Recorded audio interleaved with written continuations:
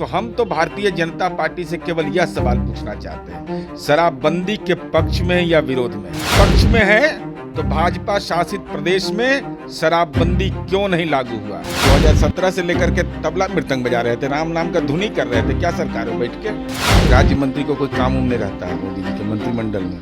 नमस्कार, मेरा नाम उत्कर्ष है। आप लाइव सीरीज देखना शुरू कर चुके हैं। देखिए, बीते दिन बिहार के पूर्व उप मुख्यमंत्री और नीतीश कुमार के एक समय करीबी रहे सुशील मोदी ने शराबबंदी कानून पर सवाल उठाया और करीब 7 सवाल जो हैं वो नीतीश कुमार से पूछ दिया। और उसमें से कई मुख्य सवाल हैं जिसका हम जिक्र करेंगे। हमारे साथ बात करने के लिए पूर्व मंत्री और जदयू एमएलसी हैं हमारे साथ नीरज कुमार। सर, सुशील मोदी सवाल उठा रहे हैं उसी शराबबंदी पर जो 2016 में नीतीश कुमार ने किया था, और पूछ रहे हैं कि गिरफ्तारी कितने लोगों की हुई है 2016 से अभी तक में? महत्वपूर्ण विषय यह है कि भारतीय जनता पार्टी एक देश एक कानून की बात करता है, लेकिन बिहार में शराबबंदी का श्रेय भी एक हिस्सा लेना चाहता है, दूसरा समीक्षा की बात भी करता है, और तीसरा हिस्सा पुनर्विचार की भी मांग कर रहा है। और एक देश एक कानून, तो पूरे देश में भाजपा शासित प्रदेश में शराबबंदी क्यों नहीं? और शराबबंदी में अगर मीन मेख निकाल रहे हैं, सब कुछ पारदर्शी है। आपकी नज़र में यह हो सकता है कि शराब पीने से प्रोटीन और कैल्शियम मिलता है, हमारी समझ है कि यह अभिशाप है। और शराबबंदी लागू होने के बाद जो भी आपके प्रश्न हैं, जनवरी 2022 के बाद विशेष न्यायालय गठन के बाद एक अभियुक्त को उम्र कैद की सज़ा सुनाई गई। इसके अतिरिक्त माह जनवरी 2022 से अब तक जो विशेष न्यायालय का हमने गठन किया, 198 अभियुक्तों को 5 वर्ष, 9 अभियुक्त को 6 वर्ष, 23 अभियुक्त को 7 वर्ष, 6 अभियुक्त को 8 वर्ष एवं 33 अभियुक्तों को 10 वर्ष की सज़ा सुनाई गई। और उसके पूर्व के कालखंड में जहरीली शराब कांड के मामले में 12 लोगों को आजीवन कारावास की सज़ा सुनाई गई। अब आपने यह सवाल पूछा कितने लोगों से मुआवजा वसूला गया। माननीय सुशील मोदी जी, अधिनियम के धारा 42 के तहत मुआवजा वसूली का प्रावधान है। गोपालगंज खजूरबिन्नी जो मामला प्रतिवेदित हुआ था, उसमें अभियुक्तों के कन्विक्शन के बाद मुआवजा वसूली की कार्रवाई प्रारंभ की गई, जिसमें माननीय उच्च न्यायालय ने हाईकोर्ट पटना द्वारा रोक लगा दिया गया। तो क्या न्यायपालिका के फैसले के प्रति आपका नज़रिया क्या है, यह स्पष्ट करना चाहिए। और आपने यह पूछा कितने लोगों को प्राथमिकी दर्ज हुआ और कितने लोगों को सज़ा सुनाई गई। तो हम आपको यह बताना चाहते हैं माननीय सुशील मोदी जी, आप कह रहे हैं कि 3.5 लाख लोगों पर 1,16,05,554 अभियुक्तों को अब तक गिरफ्तार किया गया। 15,02,016 पीने वालों को अभियुक्तों को सज़ा सुनाई गई, जो कुल पीने वाले का 91.8% है, 91.8। और साथ ही साथ 1,48,251 को जुर्माना की राशि है उस पर छोड़ा गया। 3,576 को 1 माह की सज़ा और 189 अभियुक्तों को 1 वर्ष की सज़ा। आपने यह पूछा है कि स्टैंडर्ड ऑपरेटिंग प्रोसीज्योर होता है, SOP का गठन करने की बात, कि माननीय न्यायालय के निर्देश पर है। अब राज्य के अस्पतालों में स्वास्थ्य सुविधाएं एवं सेवाएं उपलब्ध हैं, इसकी कोई ज़रूरत नहीं है, और इस मामले में गंभीरता से उपचार किया जाता है। आपने यह पूछा कि टोल फ्री नंबर जो हमने दिया था सामाजिक जागरूकता के लिए, तो माह जनवरी 2022 के पहले 70 से 80 कॉल प्रतिदिन सेंटर में आते थे, जिसकी संख्या प्रतिदिन बढ़कर 400 से 500 हो गया। लोगों में जागरूकता बढ़ी और इस संबंध में छापामारी किया गया, तो 1,05,572 शिकायत प्राप्त हुए, 7,333 सफल छापेमारी की गई, 2,717 अभियुक्तों को गिरफ्तार किया गया। इसके अलावा हर एक ज़िले में जो जिला अस्पताल में 10 बेड का नशा मुक्ति केंद्र कार्यरत है, जहां नशा मुक्ति की दवाइयां और अन्य सुविधाएं उपलब्ध हैं। और आप कह रहे हैं कि जागरूकता अभियान नहीं, आप स्मरण नहीं आपको है। यही 27 नवंबर 2022 को अंतर्राष्ट्रीय मैराथन दौड़ करवाया गया। जीविका की दीदी, आशा की दीदी, शिक्षा विभाग के द्वारा नशा मुक्ति के खिलाफ जागरूकता अभियान सतत चलाया जा रहा है। तो हम तो भारतीय जनता पार्टी से केवल यह सवाल पूछना चाहते हैं, शराबबंदी के पक्ष में है या विरोध में है? अगर पक्ष में है तो भाजपा शासित प्रदेश में शराबबंदी क्यों नहीं लागू हुआ? क्योंकि आप उसका श्रेय लेते हैं। साथ ही साथ शराबबंदी पर आपकी पार्टी में अलग अलग नज़रिया क्यों? आप कह रहे हैं कि शराबबंदी के हम पक्ष में हैं, आपके केंद्रीय मंत्री कहते हैं कि इस पर पुनर्विचार होना चाहिए, तो इसका मतलब आप शराबबंदी के विरोध में हैं और शराबबंदी पर राजनीति कर रहे हैं। तो माननीय नीतीश कुमार जी ने सर्वदलीय सहमति के आधार पर यह अभियान जारी किया है और इसके सकारात्मक परिणाम आए हैं। नहीं तो मैं चुनौती के साथ भाजपा नेता को कहना चाहता हूं, तमाम नेताओं को, कि अपने अपने घर में अपनी पत्नी, बच्चे और अपने परिवार के सदस्यों से एफिडेविट करा करके दीजिए कि शराबबंदी गलत है। तब आपको एहसास हो जाएगा कि नीतीश कुमार के इस अभियान का आपके परिवार में कितना गहरा असर है। एक सवाल ये भी उठ रहा है ना, संजय जायसवाल है प्रदेश अध्यक्ष, कह रहे हैं कि जब हमने समर्थन किया था 2016 में तो नीतीश कुमार ने ये तो नहीं बताया था कि अपने पुलिस से शराब बिकवाएंगे बिहार में। तो 2017 से लेकर के तबला मृदंग बजा रहे थे, राम नाम का धुनी कर रहे थे, क्या सरकार में बैठ के?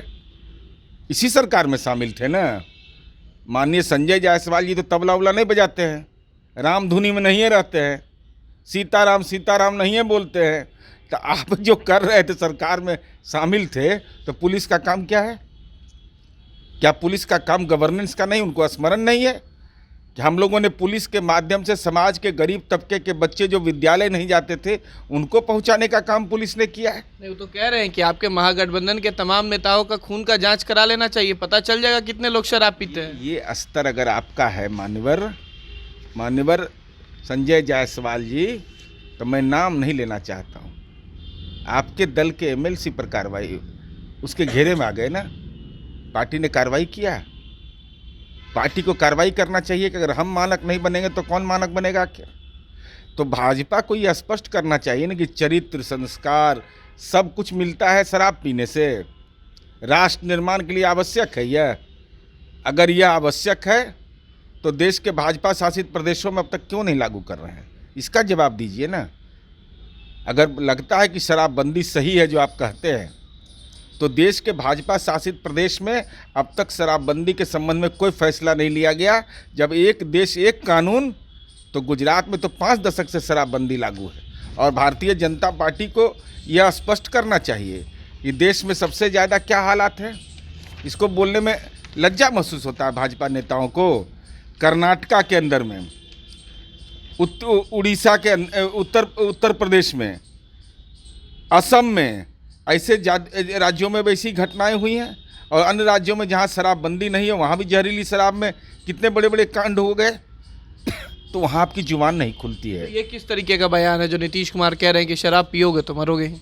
नहीं, वो तो इसकी जानकारी दे रहे हैं कि भाई शराब जहरीली पीजिएगा तो मर जाइएगा, शराब पीजिएगा तो। भाई हमारे घर में अगर हम ये जानते हैं कि नशा करने से हमारा किडनी प्रभावित हो सकता है, तो माँ बाप बोलते हैं कि नहीं कि भाई ये काम नहीं करना चाहिए? पत्नी बोलती है कि नहीं? अगर आप गलत आचरण पर हैं तो परिवार के लोग मना करते हैं कि नहीं? आज ही मीडिया में देखिए, अखबार में छपा है कि जिन लोगों ने शराब का व्यवसाय छोड़ दिया वो आज विदेश के अंदर में अपना व्यवसाय कर रहे हैं। तो ये सकारात्मक चीज़ें बोलना चाहिए। और कितने सार्वजनिक सभाओं में भाजपा ने प्रशिक्षण शिविर में यह कहा कि शराबबंदी पर जागरूक बनो, शराबबंदी पर आप कार्यकर्ता अभियान चलाइए। कभी तो मैंने नहीं देखा अभियान चलाते हुए भाजपा को। एक समय था जब सुशील मोदी कहा करते थे कि नीतीश कुमार को प्रधानमंत्री का चेहरा माना जा सकता है। आप दूसरी तरफ कह रहे हैं कि अगर नहीं बिहार संभल रहा है तो तेजस्वी यादव को ही बना दें मुख्यमंत्री। अब वो देखिए, अब मान्यवर सुशील मोदी जी का मंतव्य अपना हो सकता है, राजनीतिक मंतव्य है वह। यह तो महागठबंधन के विधायकों का फैसला है ना कि माननीय नीतीश कुमार जी राज्य का नेतृत्व करेंगे। लेकिन बिहार संभल नहीं रहा है तो औसत विकास दर पैरवी से आया है मोदी जी के। नरेंद्र मोदी जी पैरवी किए थे कि नहीं, बिहार का विकास दर में आप पैरवी कर दीजिए। हर घर जल नल की योजना नीतीश कुमार जी पैरवी किए थे कि हमारा योजना आप लागू कर दीजिए। साइकिल योजना हम किए लागू, तब ना आप लागू किए। और बेटी को आरक्षण देने का फैसला। अरे बिहार तो फॉलोअर स्टेट थोड़े है आदरणीय सुशील मोदी जी, बिहार लीडर स्टेट है। हम जो आज करते हैं देश उसको कल लागू करता है। और क्लाइमेट लीडर किसी के पैरवी से बने नीतीश कुमार जी? अरे पैरवी से नहीं ना भाई, यूएनओ ने राउंड टेबल कॉन्फ्रेंस में दिया। वो नसीब तो अभी भाजपा नेता को नहीं हुआ है बिहार में किसी को। एक आखिरी सवाल है सर, केंद्रीय गृह राज्य मंत्री आज सुबह प्रेस कॉन्फ्रेंस करते हैं और कहते हैं 2024 में नीतीश कुमार का सुपरा साफ कर देंगे, और जो यात्रा पर निकल रहे हैं इसका मतलब है 17 साल से समाज को नहीं सुधारे क्या? देखिए, सबसे महत्वपूर्ण विषय है कि 2022 में यह बयान दे रहे हैं, तो हमको लगता है कि उनको 2015 का भी उनका वीडियो निकाल लीजिए। उस समय भी राजनीतिक जन्म कुंडली यही दिखवाए थे, दिखवाए। स्वाभाविक है, राज्य मंत्री को कोई काम उम नहीं रहता है मोदी जी के मंत्रिमंडल में, फाइल उल कहाँ देखने को मिलता होगा, तो कम से कम जन्म कुंडलियाँ तो दिखवा। कौन किससे दिखवा लिए थे 2015 में कि 52 जनसभा करवा दिए और हार गए बिहार में? तो जन्म कुंडली दिखवाने वाला जिससे भी दिखवा रहे हैं उसकी पात्रता की जांच जरूर केंद्रीय एजेंसी आपके पास है, जांच कराइए। कैसे गलत सलाह आपको दे दिया था? कौन जन्म कुंडली आपका देख दिया था? कि गड़बड़ सरबड़ सब कुछ आप दिखवा लेते हैं, अपने नेताओं की आप फजीहत भी करवा देते हैं। इसलिए किसका क्या होगा ये तो भविष्य के गर्भ में है, लेकिन आप कहाँ खड़ा है ये एहसास आपको हो रहा है। और राजनीति में कर्म के बदौलत जाइए। और बहुत साधारण सवाल है मेरा, बहुत मेहनत करने की ज़रूरत नहीं है। जैसे आपका पटना में मॉल उल है, बेचारा भाजपा कार्यकर्ता का मॉल उल तो नहीं रहता है, जो साधारण कार्यकर्ता मंडल का है चाहे उसे बेचारा तो ऐसे ही रहता है। आपको संपत्ति बहुत है, सुनते हैं बहुत जगह पर मकान दुकान सब है, तो वहाँ जहाँ मकान बना है या मॉल बना है वहाँ जनरेटर लगा रहे हैं। ये बिजलियाँ हम ही न पहुँचाए, वो जो गलियाँ बनवाए हैं रोडवा बनवाए से हमरे सरकार बनवाई ना।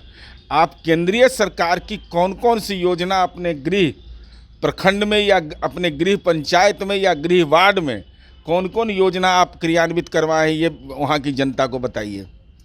क्या as a member of parliament आपने अपने वार्ड में, अपने गांव में और आपका जहां संपत्ति है की श्रृंखला है वहां पर आपने केंद्र सरकार की कौन कौन सी योजनाएं क्रियान्वित किया है? अगर हिम्मत है तो कर्म के आधार पर चुनौती दीजिए। बहुत बहुत शुक्रिया। ये थे हमारे साथ पूर्व मंत्री और जेडीयू एमएलसी नीरज कुमार, जिन्होंने तमाम सवालों का जवाब दिया है जो कि सुशील मोदी ने पूछा था। वहीं उन्होंने साफ कह दिया कि 24 की बात जो कर रहे हैं, जो कुंडली देखते हैं ना, ज़रा उनसे दिखवा लें कि कहाँ से ये कुंडली देख रहे हैं, सब पता चल जाएगा। फिलहाल खबर में सिर्फ इतना ही। आप हमारे साथ बने रहें। हमारे चैनल को सब्सक्राइब नहीं किया है तो जल्द से जल्द कर लें। बहुत बहुत धन्यवाद।